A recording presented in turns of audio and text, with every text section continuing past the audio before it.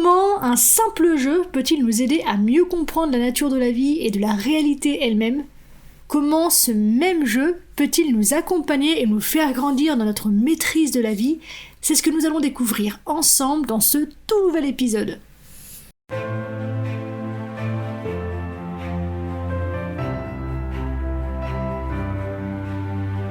Bienvenue dans Bien avec soi, le podcast créé pour te permettre de faire la lumière sur tes zones d'ombre et donc de connaître, accepter et embrasser qui tu es dans ton entièreté.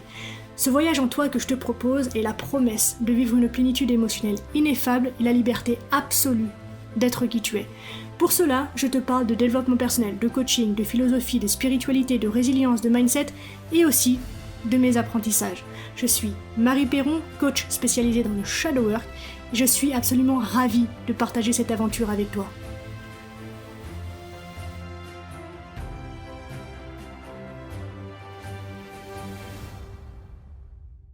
Je sais pas si tu le sais, mais avant de me lancer corps et âme dans la psychologie et le développement personnel, j'ai fait des études en informatique. Un domaine que j'ai choisi par défaut en me disant que, en attendant de trouver le domaine qui ferait chanter mon cœur, il y aurait toujours des débouchés avec l'informatique et donc je pourrais trouver facilement du travail pour commencer à gagner ma vie. Bref, pendant ces études, donc, j'ai appris entre autres la programmation et nous avons donc eu, mes camarades et moi, à développer plusieurs projets. Et je me suis pris de fascination pour l'un d'entre eux, le jeu de la vie.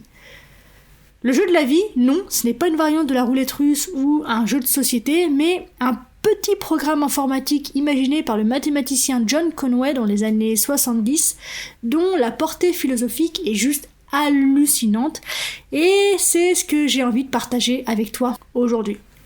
D'ailleurs, je suis pas la seule que ce petit jeu fascine, puisque depuis son apparition, le jeu de la vie fascine aussi les biologistes, autant que les philosophes, ou encore les théologiens, ou les mathématiciens, évidemment, pour ne citer qu'eux, et pourtant la liste est longue.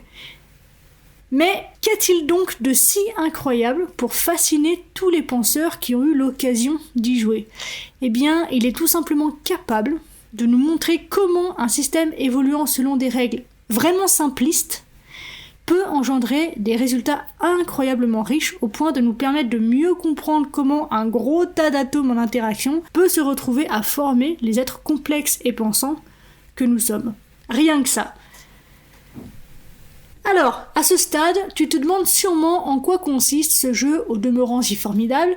Eh bien, comme je te l'ai dit, c'est extrêmement simple. Le jeu de la vie se déroule sur une grille, donc avec des cases carrées, où chaque case peut héberger une cellule qui peut être soit vivante, soit morte. Si la case contient une cellule vivante, on la colorie en noir, ou on la colorie, on s'en fout de la couleur. Si la case contient une cellule morte, on la laisse ou la remet en blanc. À partir de là, le but du jeu de la vie est de faire évoluer une population de cellules initiales par un système de tour à tour régi par des règles prédéfinies et qui sont donc enfantines. Les voici. La première règle, c'est que une cellule ne peut survivre au prochain tour que si elle est entourée par 2 ou 3 voisines, ou, si tu préfères, en dessous de 2 voisines, une cellule meurt d'isolement, et au-dessus de 3 voisines, elle meurt de surpopulation. La deuxième règle, si une case vide est entourée d'exactement 3 cellules vivantes, une cellule naît dans cette case au tour suivant, donc la case est coloriée en noir, si tu veux. Donc, à chaque itération, certaines cellules vivent, certaines meurent, et les formes de vie évoluent d'une génération à l'autre, toujours selon ces règles. Voilà, c'est tout. La partie peut donc commencer. Alors, l'intérêt ici du support informatique est que le programme applique les règles de façon automatique, donc sans intervention du joueur. Notre seul rôle, en fait, est de déterminer la structure de départ sur lesquelles les règles vont s'appliquer.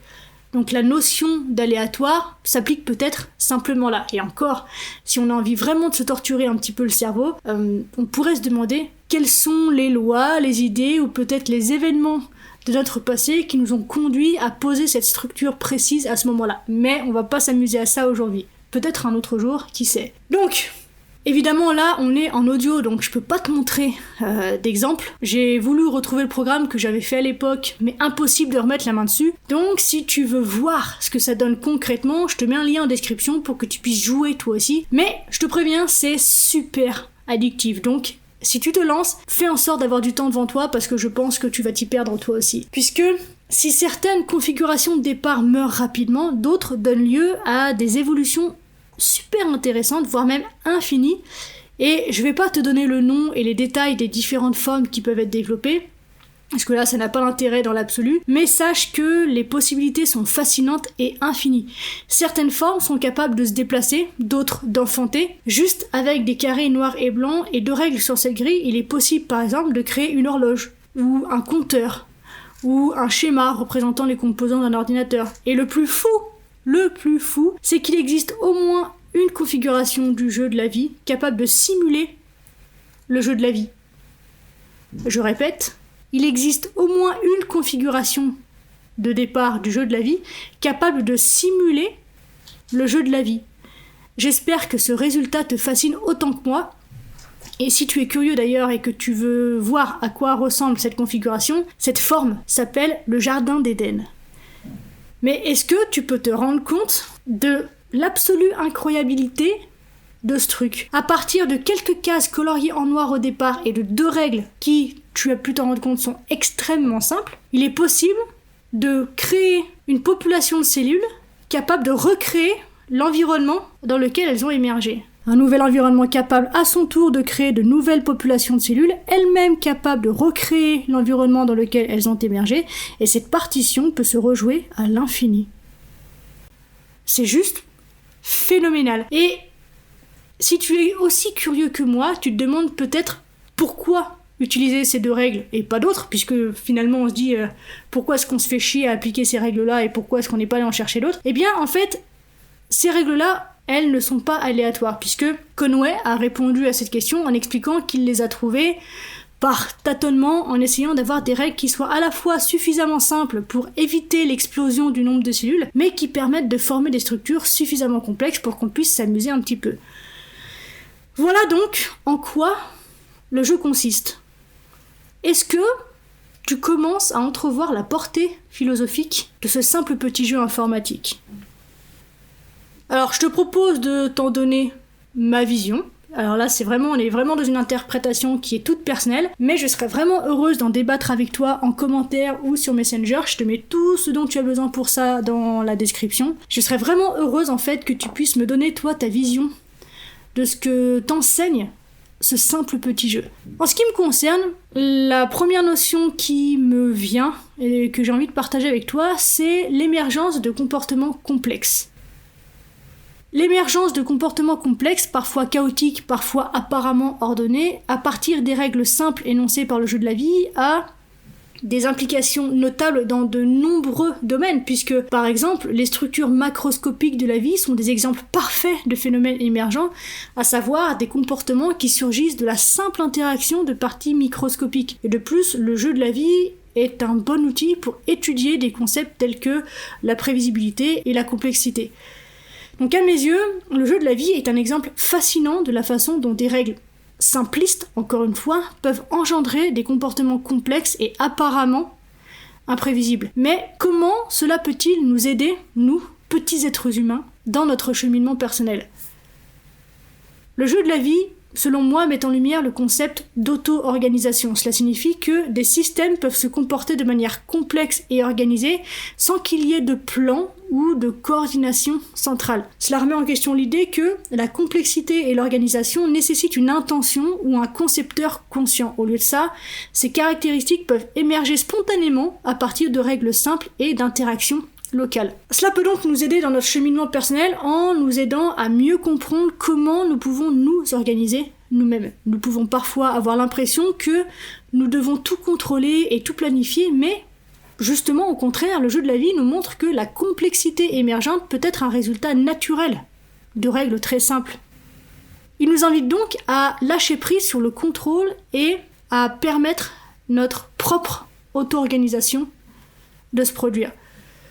Le jeu de la vie soulève également des questions sur la définition de la vie elle-même. Les motifs qui se forment dans le jeu ont des caractéristiques qui rappellent certaines formes de vie, telles que la croissance, la reproduction ou encore la mort.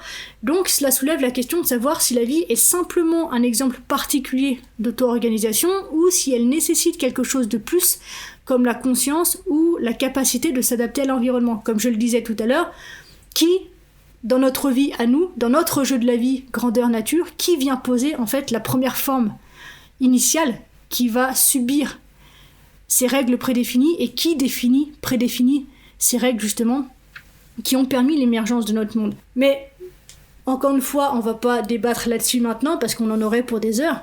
Mais je trouve que cela peut nous aider dans notre cheminement personnel en nous aidant à mieux comprendre notre propre vie justement, puisque on peut se demander si nous sommes simplement le résultat d'une auto-organisation ou si nous avons une conscience et la capacité de nous adapter à notre environnement. Et en explorant cette question, eh bien, on peut mieux comprendre notre propre place dans l'univers. Et enfin, le jeu de la vie soulève pour moi des questions sur la nature de la réalité elle-même, puisque la complexité émergente dans le jeu suggère que la réalité peut être plus riche et plus complexe que ce que nous percevons directement et que les règles sous-jacentes à la réalité peuvent être plus simples et plus fondamentales que ce que nous imaginons, ce qui a des implications importantes d'un point de vue philosophique, scientifique, métaphysique et épistémologique pour moi. Tout ça pour dire que cela peut nous aider dans notre cheminement personnel en nous aidant à mieux comprendre notre propre perception de la réalité. Nous pouvons par exemple nous demander si notre perception de la réalité est limitée ou si elle est juste une partie d'une réalité plus grande et plus complexe. Et en explorant cette question, eh bien, nous pouvons élargir notre propre perception de la réalité et mieux comprendre notre place dans le monde. Donc en conclusion, le jeu de la vie de Conway peut sembler être un simple jeu pour geeks, pour passionnés de l'informatique, mais j'espère que tu as pu en goûter un petit peu la teneur. Je trouve qu'il a une portée philosophique profonde qui peut nous aider à mieux comprendre la nature de la vie, de la réalité et de nous-mêmes, en plus d'être un excellent exemple de la façon dont des concepts apparemment complexes peuvent être simplifiés et compris à travers des métaphores excessivement simples. En nous montrant comment l'auto-organisation peut émerger à partir de règles simples, le jeu nous invite à lâcher prise sur le contrôle et à permettre à notre propre auto-organisation de se produire. En soulignant les caractéristiques de la vie dans les motifs du jeu, il nous pousse à réfléchir à notre propre place dans l'univers. Donc, en suggérant que la réalité peut être plus riche et plus complexe que ce que nous percevons directement, il nous invite à élargir notre propre perception, notre propre auto-organisation de notre place dans l'univers et de la réalité. On arrive déjà à la fin de cet épisode, merci du fond du cœur de l'avoir écouté jusqu'au bout. J'espère qu'il t'a plu, si c'est le cas, n'hésite pas à me le faire savoir et à m'encourager en mettant 5 étoiles et un commentaire sur ta plateforme d'écoute. Les témoignages et les interactions, ça m'aide simplement à rendre le podcast visible et donc disponible à un plus grand nombre de personnes. Ça ne te coûte rien et c'est vraiment super important pour moi, donc merci infiniment pour ta contribution. Sache que si tu as envie d'aller plus loin sur les notions que j'aborde dans ce podcast, je propose des accompagnements de coaching, donc si cette voix t'appelle, sens-toi libre de me contacter, t'as tout ce qu'il faut pour ça dans la description, et nous verrons ensemble ce qu'il est possible d'accomplir. Voilà, on se retrouve très vite dans un nouvel épisode. D'ici là, prends soin de toi, sois reconnaissant envers la vie et surtout n'oublie jamais que tu es la personne la plus importante de ta vie et que de ce fait, tu mérites ce qu'il y a de meilleur. Je nous aime, à la revoyure.